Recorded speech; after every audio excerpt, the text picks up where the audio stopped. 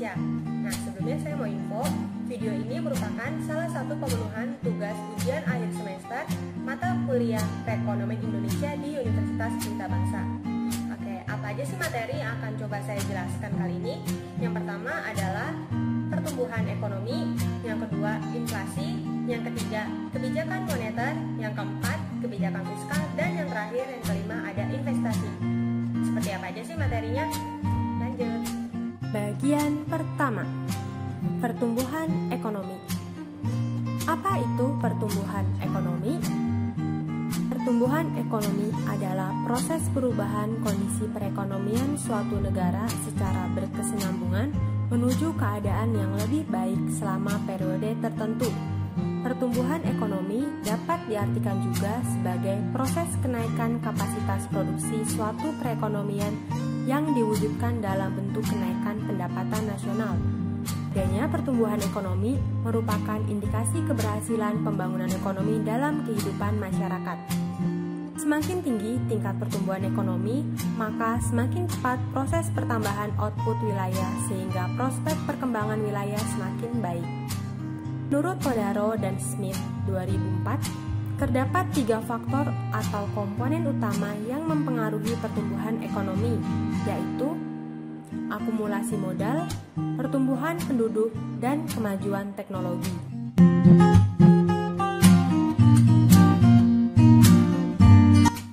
Pertumbuhan ekonomi suatu negara dapat diukur dengan cara membandingkan. Misalnya, untuk ukuran nasional ada Gross National Product atau GNP. Kita akan mengukur GNP tahun yang sedang berjalan dengan GNP tahun sebelumnya.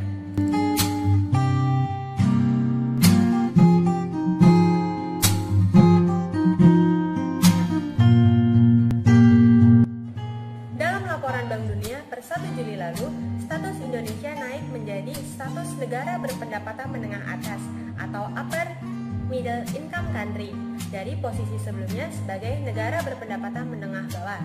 Peningkatan ini diakibatkan karena Indonesia telah memiliki pendapatan nasional bruto sebesar 4.050 US dollar pada tahun 2019, naik dari posisi sebelumnya sebesar 3.840 US dollar. Bagian kedua, inflasi.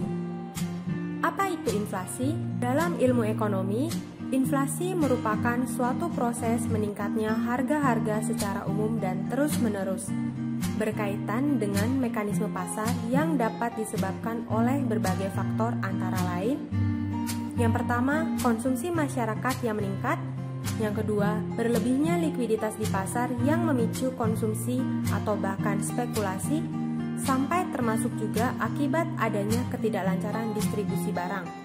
Dengan kata lain, inflasi juga merupakan proses menurunnya nilai mata uang secara kontinu. Nah, untuk dampak dari inflasi di sini ada 2. Yang pertama, dampak positif dan dampak negatif. Kedua dampak ini dipengaruhi dari parah tidaknya inflasi tersebut. Apabila inflasi tersebut ringan, justru mempunyai pengaruh yang positif dalam arti dapat mendorong perekonomian lebih baik, yaitu meningkatkan pendapatan nasional dan membuat orang bergairah untuk bekerja, menabung, dan mengadakan investasi. Dalam masa inflasi yang parah, yaitu pada saat terjadi inflasi tak terkendali, hiperinflasi, keadaan perekonomian menjadi kacau dan perekonomian dirasakan lesu. Orang menjadi tidak bersemangat kerja, menabung, atau mengadakan investasi dan produksi karena harga meningkat dengan cepat. Berdasarkan artikel liputan6.com, Bank Indonesia memperkirakan inflasi minggu pertama bulan Juli 2020 sebesar 0,04% MTM.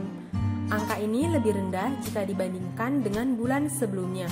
Bagian ketiga, kebijakan moneter. Apa itu kebijakan moneter? Kebijakan moneter pada dasarnya merupakan suatu kebijakan yang bertujuan untuk mencapai keseimbangan internal seperti pertumbuhan ekonomi yang tinggi, stabilitas harga, pemerataan pembangunan, dan keseimbangan eksternal seperti keseimbangan neraca pembayaran, serta tercapainya tujuan ekonomi makro yakni menjaga stabilitas ekonomi yang dapat diukur dengan kesempatan kerja, kestabilan harga, serta neraca pembayaran internasional yang seimbang. Dalam kebijakan moneter, Bank Sentral memainkan peran penting untuk mengendalikan inflasi. Bank sentral suatu negara pada umumnya berusaha mengendalikan tingkat inflasi, mengendalikan jumlah uang beredar, dan atau tingkat suku bunga merupakan instrumen dalam mengendalikan harga.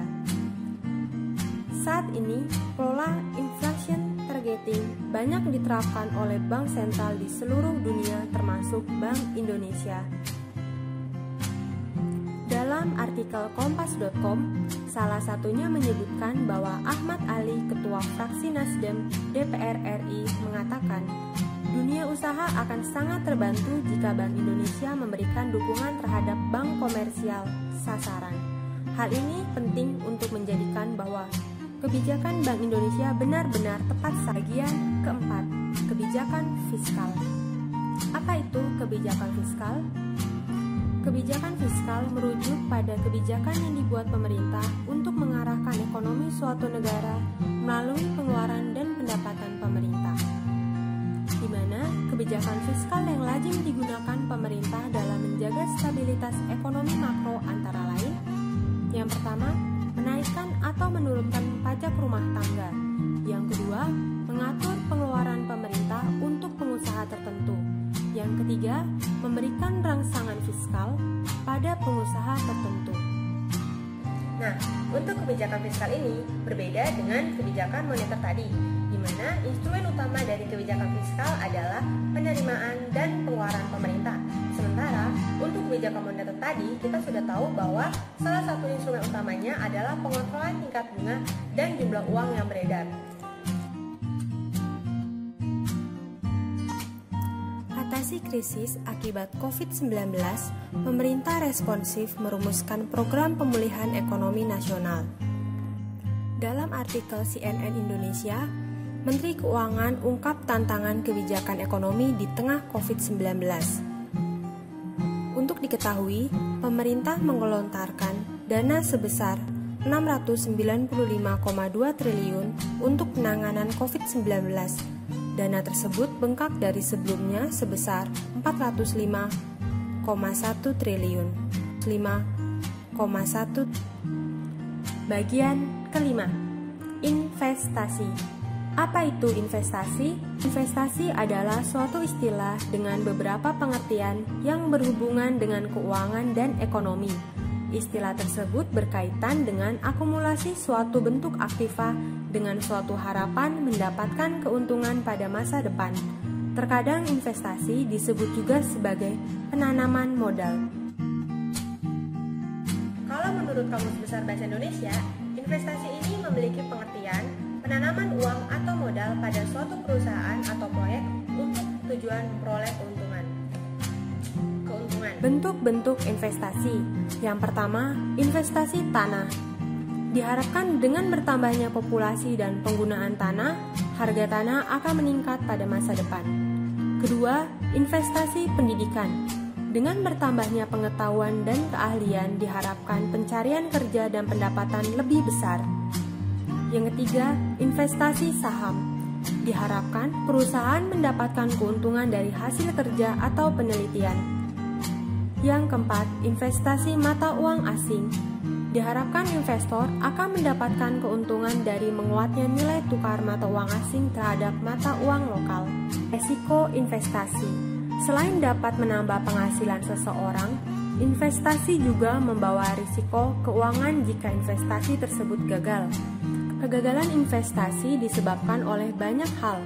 Di antaranya adalah faktor keamanan seperti baik dari bencana alam atau diakibatkan faktor manusia, dan faktor ketertiban hukum.